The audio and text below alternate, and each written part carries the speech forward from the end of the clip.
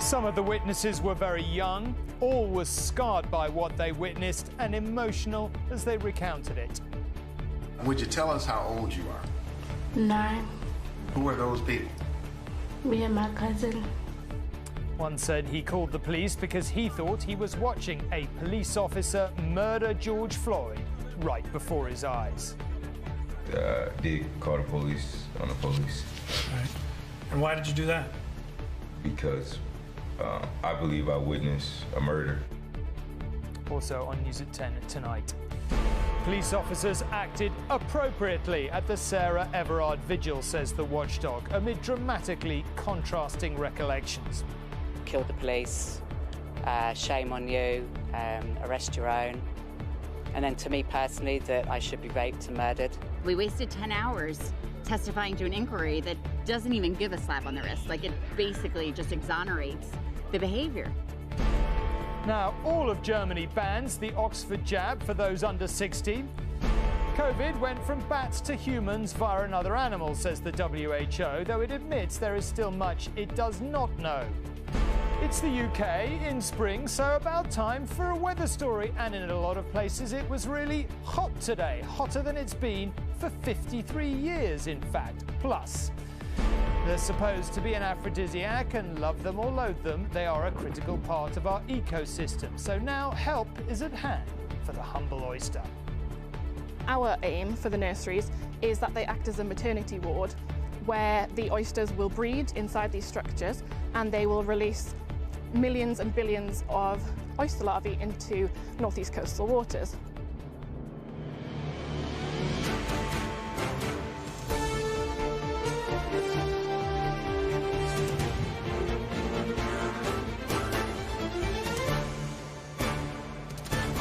This is ITV News at 10 with Tom Bradby. Good evening. No one who saw the footage of a police officer kneeling on George Floyd's neck for what seemed like a lifetime is ever likely to forget it. The reaction, the protests, the explosion of rage in people all over the world were surely testament to that. But the effect was doubtless even more severe on the teenager who filmed those shocking 9 minutes. She was one of several young witnesses, including a 9-year-old girl, spared the ordeal of giving evidence on camera as they told their stories today at the trial of Derek Chauvin, the officer accused of murdering Mr. Floyd in Minneapolis last May. In emotional testimony, she said there have been nights when she has lain awake apologising to George Floyd for not doing more to help him. Another witness, Don Williams, who's 33, told the court he called the police on the police because he believed he was witnessing a murder. George Floyd's death was public and played out in front of those who were getting on with normal life as his came to an end. Among those struggling to understand what they were seeing, a number of children. Good morning, today. Good morning. First of all, would you tell us how old you are? 9. Who are those people? Me and my cousin. Children who today spoke of adult issues in childlike ways. Having been there on this day and seeing the officer on top of George Floyd, how did you feel about that? How did it affect you? I was sad and kind of mad. And tell us, why were you sad and mad? Because it felt like he was stopping his breathing and it's kind of like hurting him. The person who filmed this footage was also given the protection of anonymity due to her youth. However, her youth has not protected her from what she saw and heard that day. It's been nights. I stayed up apologizing to George Floyd for not doing more and not saving his life, but it's like, it's not what I should have done. It's what he should have done. For almost a year, 8 minutes and 46 seconds has been accepted as the time George Floyd was pinned beneath the knee of a police officer. The court has now been told that time was 9 minutes and 29 seconds. Charles, check his pulse. Check, the man ain't moved yet, bro. Those who witnessed those minutes today spoke of their sense of hopelessness. At some point, did you make a 911 call? That is correct. I did call the police on the police. Officer 987 killed a citizen in front of a Chicago store. He just pretty much just killed this guy that wasn't resisting arrest. He had his knee on the dude's neck the whole time. Officer 987, the man went stopped breathing. He wasn't resisting arrest or nothing. He was already in handcuffs. They pretty much just killed the dude. I don't even know if he's dead for sure, but he was not responsible when the ambulance just came and got him. And why did you do that? Because I believe I witnessed a murder. And so you felt a need to call the police? I felt the need to call the police on the police. George Floyd's family have struggled to listen to the details of his death. For us, it's a case and a cause, but for them, that's their blood, that's their brother, their father, there's, everything who protected them. So it's very emotional for them. Derek Chauvin, the former officer whose actions are the subject of this trial, denies murder and manslaughter. And Emma is still in Minneapolis tonight. Emma, let's be honest, this just doesn't get any less shocking, does it? No matter how many times you see the footage or hear the testimony. Talk us through the sort of mood of court today. Well, you're quite right that however many times you witness this material, it is utterly shocking. And what's incredible is that it's playing out on cable television here in the US throughout the course of the day in really graphic detail. The mood in court is one really where people sit very quietly and listen to these tiny voices, particularly today, of those children who were just getting on with ordinary life, going to the shop to get some sweets on a spring evening when they got caught up in this terrible, terrible situation. And it's clear there is going to be a really very long-term effect on so many of these young people as a result of what they saw. But also it's important to note that there may well be a very long-term effect on this country as a result of what went on that night. It's going to be around 4 weeks until the jury are asked to make a decision, but their decision has the potential to be incredibly divisive for this country and dangerous. OK, Emma, thank you very much indeed. Now, speaking of events that touch a nerve and capture a huge groundswell of pent-up fear and anger, no one alive at the time is ever likely to forget the case of Sarah Everard. Many people found the police response to a vigil in her name rather extreme, with women bundled to the ground and arrested, a further dent in women's trust in the police. But today, a police watchdog said that, given COVID rules, officers had acted appropriately and were not heavy-handed. There was some criticism, but perhaps the strongest was aimed at public figures who were quick to condemn the Met.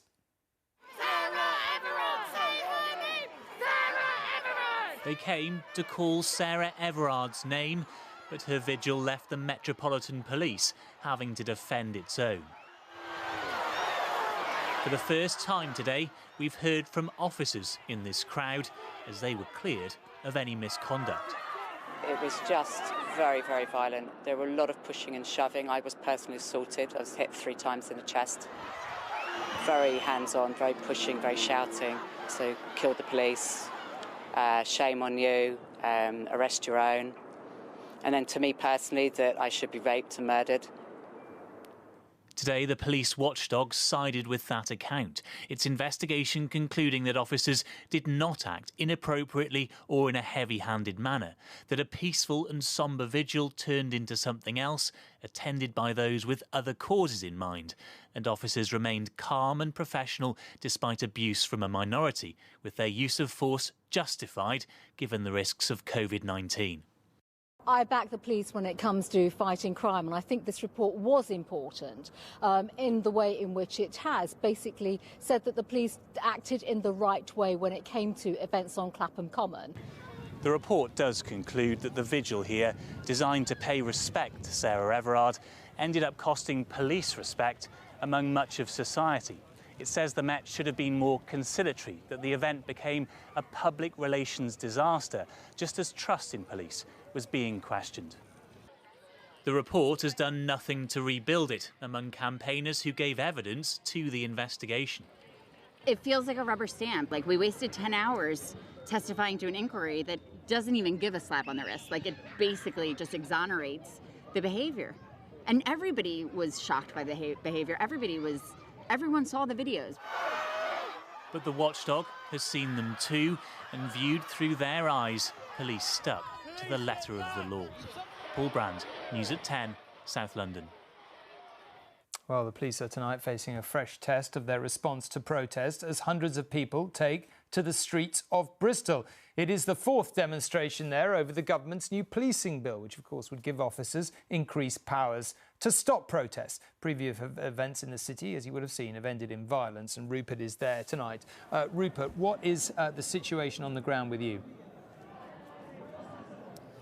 Well, outside the police station that came under attack just over a week ago, a few hundred protesters are currently staging a sit-in in what has been a reasonably good-natured protest so far that started at 6 o'clock this evening. It has moved from College Green in Bristol down here to Bridewell Police Station.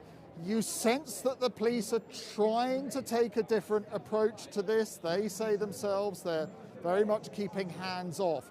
But if they move in, this is the time of day it may happen.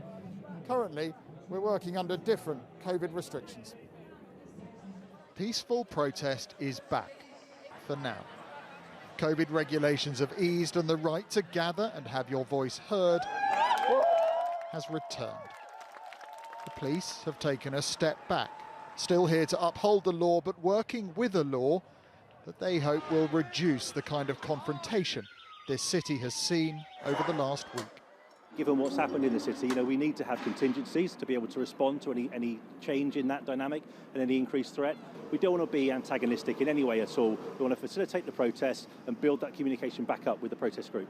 Irrespective of this demonstration's legal status, the issue of increased powers to the police and with it a restriction on protest remains the core concern of those here. This bill poses an enormous threat to the right to protest, which is the right around which all other rights orbit. Do you feel that that message, which has been shouted loud and clear now for a week and a half in this city, do you feel anyone's listening? No. I think so. I don't think they are. More so than if there was nothing. Yeah, I think if you keep the pressure At least we're causing the conversation, we're keeping it going, we're keeping it in the headlines. Easing the restrictions has changed the dynamic.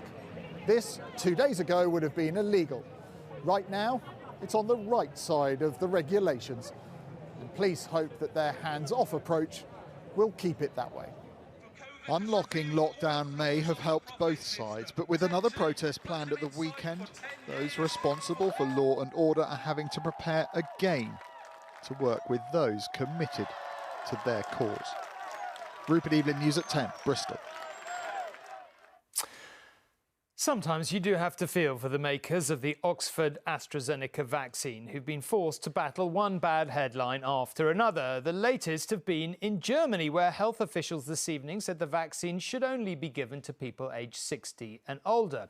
They did so based on renewed concerns about blood clots being discovered in recipients. So, what is the evidence? Well, 2.7 million people have had the jab there, and 31 blood clots have been found. Now, that's not to dismiss the fears, merely to point out some basic maths you've probably already done yourselves. Our chances of getting COVID and dying, possibly as a result of a blood clot, are currently a lot higher than the risks of taking the vaccine. It all adds to the sense that the recent response to the virus in Germany has been, to put it politely, somewhat muddled. Attention, please. Morning arrivals at Berlin's new airport. From today, all passengers must have a negative coronavirus test before they can fly into Germany. Just the latest rule brought in by a country that's playing catch-up as it battles a third wave.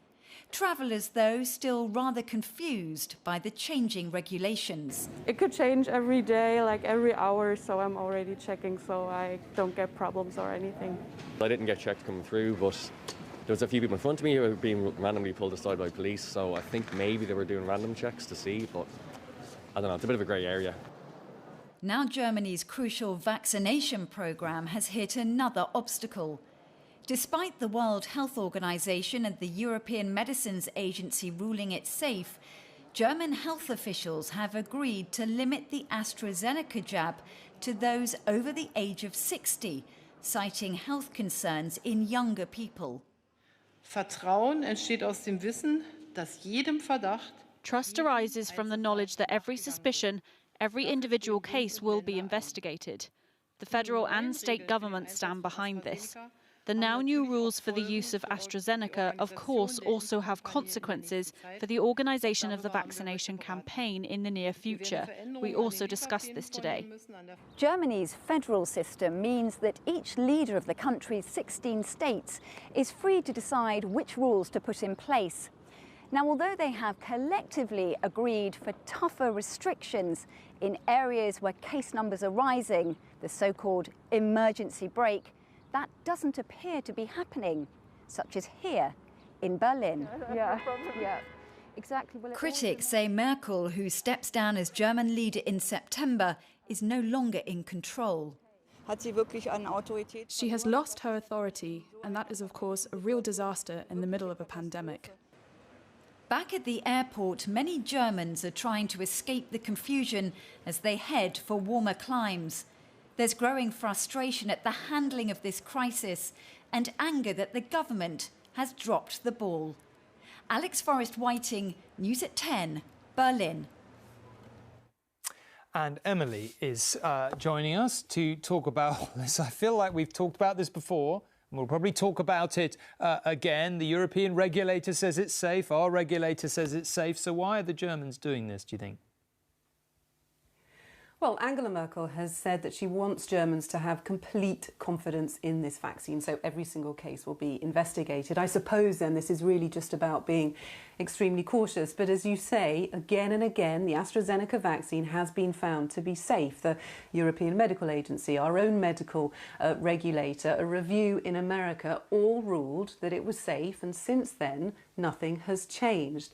The risks of not having this vaccine are still far greater than having it. And to put it into some sort of context, as you did, 2.7 million people in Germany have had this vaccine. 31 people have had this very rare form of blood clot on the brain, and 9 people have died. But there is no evidence that the vaccine caused that blood clot. There is also no evidence that those people wouldn't have had the blood clot anyway had they not had the vaccine. And the problem that Germany has is that cases are rising every single day. There's still around 200 deaths from COVID. And while that happens, fewer people are now being vaccinated, and we know thousands will catch COVID and potentially die.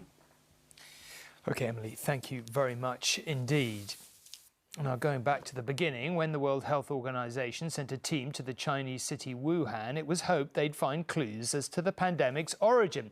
And while their report today did, to be fair, draw some conclusions, officials admitted they've only scratched the surface. They said it was most likely the virus was transmitted from bats to humans via another animal. And the idea the virus originated from a laboratory leak was extremely unlikely. They also said COVID-19 was circulating widely in Wuhan in December 2019. And there was criticism of a lack of access to data in China, with the head of the WHO saying the probe into the Wuhan lab was not extensive enough. This is only a first start. We've only scratch the surface of this very complex set of studies that need to be conducted, and we have pointed to many additional studies that should be conducted. And Debbie joins us from Beijing. I mean, Debbie, he said it himself there, really. It only scratches the surface, and it doesn't do much to end the claims and counterclaims about how this pandemic really started. Well, exactly. This may be the most comprehensive and detailed study so far into the origins of COVID-19, but it still raises more questions than it does answers and leaves us with an information gap that will inevitably be filled with speculation. Although the team has pointed to some specific areas that need to be focused on, it is also clear that they did face some real difficulties with access to data here in China. We've learned of raised voices of arguments about getting access to raw patient data from the end of 2019, and that at all times the meetings taking place between the World Health Organization and their Chinese counterparts were being monitored by government officials, sometimes dozens at a time. All of that fuels the narrative that China's tried to control what we know about this virus and only showed the World Health Organization what it wanted them to see. Bradby, it is clear there's a lot more work to be done here, but the view in China is that the spotlight should now be cast on other nations, particularly the United States, which it says the World Health Organization should visit next. So these scientists trying to answer the question of our time are being mired in geopolitics and hampered by delays and dead ends. OK, Debbie, thank you very much indeed. Now, President Biden has allowed cameras to film for the first time inside a crowded border detention camp in Texas amid a row over conditions inside migrant centres. More than 4,000 people, most of them unaccompanied children, were being housed inside the facility designed to hold only 250. New pictures in the city of Donna show hundreds of youngsters crammed into pens. Human rights groups are demanding the children be removed. Now, back here in Scotland, with elections looming, as we've discussed, the leaders of the country's 5 main political parties met for a televised debate tonight. Not present was former First Minister Alex Salmond, who recently set up, of course, his own pro-independence party. But the topic of the union was certainly on the agenda, with Nicola Sturgeon saying she wants to hold an independence referendum in the first half of the next Parliament. That's within the next 2.5 years. Social distancing didn't hold anyone back in this first clash of the leaders in Scotland's election. Minority government for 5 years. Increasing it you were in the teeth of a pandemic. Politics, but Nobody can hear you if you all speak over each other. Independence won't be on the ballot paper, but it dominated this debate. Is the focus really on a COVID recovery, or is your focus on a referendum? Nicola Sturgeon is asking for a mandate in this election. If her SNP wins a majority, she'll push for another independence referendum. As long as so many of the decisions lie in the hands of Boris Johnson and governments at Westminster that often people in Scotland haven't voted for, then the danger is we take the wrong decisions and go in the wrong direction, just as we've been dragged out of the EU against our will. Both the Scottish Conservatives and Scottish Labour have new leaders, and this was their debating debut. Nicola Sturgeon has confirmed to everyone watching tonight that the SNP will take us forward into another independence referendum if they get that majority. But we can stop them like we stopped them in 2016. You know I don't support independence, and you know I don't support a referendum, but you are... Grow up. Have you not noticed we're in the midst of a pandemic? Have you not noticed that 10,000 of our fellow citizens have lost their life? Have you not noticed the scale of the challenge our country faces? The audience here was remote, but still capable of making things awkward. You're unionists. You're nothing more than just imperialists wanting to rule, just like in the last century. You want to rule from London. In the last few months, Scottish politics has been dominated by a bitter psychodrama. And while the man who had a leading role wasn't in this debate, he still managed to be part of it. Arguments between Nicola Sturgeon and Alex Salmond, which have been poisonous and unpleasant. And what we need to do is to put all of that behind us. That was the only topic that united everyone, that Scottish politics is too divided. And there were pleas to rebuild from this pandemic as a fairer, more representative nation. We need to have gender balance in Parliament. We need more women. When we have too many old, wealthy, white men making decisions, they make decisions in a certain way, and we need to move on. More women involved in decision-making, more ethnic minorities, more disabled people, more trans people. We need a Parliament that really looks like Scotland. Televised debates don't tend to change many minds, but this has set the tone for the next 6 weeks of campaigning. And then Scots go to the polls on the 6th of May. Peter Smith, News at 10, Glasgow. It is spring in the UK, and thus surely time for a weather story. And boy, have we been rewarded for our patience in this long and boring lockdown with some glorious spring weather. Today, the UK had its warmest March day for 53 years, in fact, with temperatures rising above 24 degrees Celsius in London. And there were plenty eager to get out and about and make the most of it. This could be a visual metaphor for the entire country today, jumping for joy in weather you'd be grateful for in August. People relishing their new freedoms to meet in groups of 6 outside. And in Bournemouth, a few got so carried away with the summer vibe they forgot the sea still made it feel like March. Tilly and her friends had bagged their spot on the pier and were soaking up the vitamin D after a long, hard winter we'd probably all prefer to forget. Fabulous. Wonderful. That's the only word for it, isn't it, really? There's no need to go abroad, is there? Not when we've got this. Some here were born into lockdown. Little Theo Knight getting to know his great-grandmother, tender moments we've all been denied for so long. For many here, it's been the most challenging part of the last year. Not seeing family, I think, I think that's been the most important thing, hasn't it? I mean, I've had a new one, a baby, during lockdown, and they haven't been able to see him, so it's not been ideal, but it's nice to be getting back to some normality. Beaches around the country were busy. From Southend to Sunderland, the temperatures were well into the 20s. Perfect conditions for a round of golf in Barnsley or lazing by the river in Bourton-on-the-Water. Spring hasn't just sprung, it's vaulted into summer today. The hottest temperature was recorded in London, where it was 24.5 degrees. But many businesses can't cash in on the hottest March day since 1968. This bar remains closed, renovating in the hope this summer they'll finally be able to make up for lost trade. It's heartbreaking, to be honest, to see, the amount of trade available, I suppose, the beautiful weather. But I guess after the year we've had, we're sort of kind of used to it, and we've got to be pretty stoic at this point. I'm predominantly excited about reopening, but yeah, it's frustrating to say the least. It might not hold for Easter, but while it's here, it is glorious to see people and all their eccentricities out enjoying their freedom. Dan Rivers, News at 10, Bournemouth.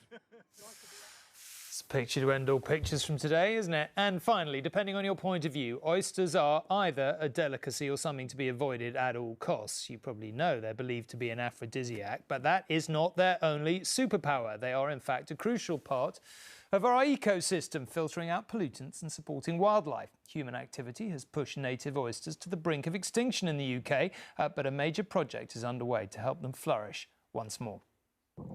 In the murky waters of Sunderland Marina, there are shells almost as precious as the pearls they sometimes contain, because these are some of the first native oysters to be reintroduced to British seas. These are our oyster nurseries, and they are basically our maternity wards. The oysters will breed inside these structures, and they will release millions and billions of oyster larvae. And the aim is that these larvae will travel out to sea and find the best place for them to survive. They'll settle to the seabed, and they'll create these really diverse reefs. The project wants to harness some of their environmental superpowers. They may be small, but each one of these oysters can filter pollutants from 200 litres of seawater every day. Their shells can also store carbon, and their reefs create habitat for other marine life. They were once abundant until the 19th century, when pollution and overfishing all but wiped them out. Far from an expensive delicacy, they were the fish and chips of their day, a popular working-class meal. They were first harvested here in the 14th century by monks from a local priory. These be about 3.5 years old.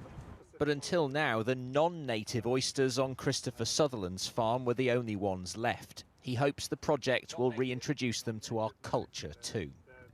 They are the product of the North Sea, where we live. They are what we are here. They are the environment that they come from. Christopher's built artificial oyster reefs, but by helping to create new natural ones, it's hoped oysters can improve the environment for coastal communities, even protecting them against climate change. Oyster reefs offshore have the ability to slow wave action and to also lock sediment in place. So that will have huge benefits to people living on land through preventing coastal erosion and also reducing the risk of flooding. 1,300 oysters have now been reintroduced here. They will spawn up to 9 billion larvae, with similar projects in Wales and Scotland. With all the good they can do, it turns out the real gems are the oysters themselves. Ben Chapman, News at 10, Sunderland. Sunshine and oysters, it's a dangerous cocktail. That's it, but do stay tuned for the latest edition of On Assignment, which includes a look at tensions between Poland and the EU, the ex-Soviet spa town in line for a controversial facelift, and the majestic sight of migrating grey whales in California. Vicarious travel, just what we all need, so do join Raggy for that. But from everyone here on News at 10, good night, thanks for watching.